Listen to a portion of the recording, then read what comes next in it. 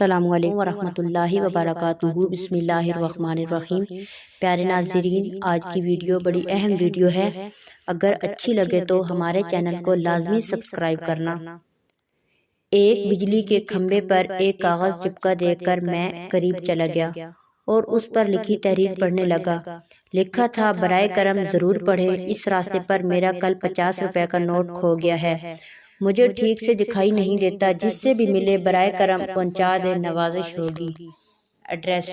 یہ پڑھنے کے بعد مجھے بہت حیرت ہوئی کہ 50 کا نوٹ کس کے لیے اتنا ضروری ہے، تو اس پتہ پر جانے کا ارادہ کیا اور اسی گلی میں اس مکان کے دروازے پر آواز لگائی۔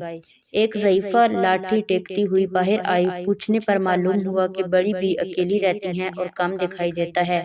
میں نے کہا، ماں جی، آپ کا 50 کا نوٹ مجھے ملا ہے، اسے دینے آیا ہوں۔ یہ سن کر بڑھیا رونے لگی۔ بیٹا، ابھی تک قریب 50 لوگ مجھے 50 کا نوٹ دے گئے ہیں، میں ان پڑھ ہوں، ٹھیک سے دکھائی بھی نہیں دیتا، پتہ نہیں کون میری اس حالت کو دیکھ کر میری مدد کرنے کے لیے لکھ کر چلا گیا۔ بہت اصرار کرنے پر مائی نے پیسے تو رکھ لیے، لیکن ایک درخواست کی کہ بیٹا، وہ میں نے نہیں لکھا، کسی نے میری مدد کی خاطر لکھ دیا ہے، جاتے ہوئے اسے پھاڑ کر پھینک دینا۔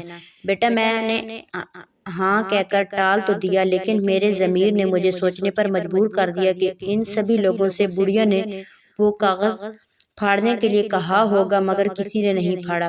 زندگی میں ہم کتنے صحیح ہیں اور کتنے غلط ہیں، یہ صرف دو ہی جانتے ہیں، ایک اللہ تعالیٰ، دوسرا ہمارا ضمیر۔ میرا دل اس شخص کے بارے میں سوچنے پر مجبور ہو گیا کہ وہ شخص کتنا مخلص ہوگا جس نے بڑھیا کی مدد کا یہ طریقہ تلاش کیا۔ ضرورت مندوں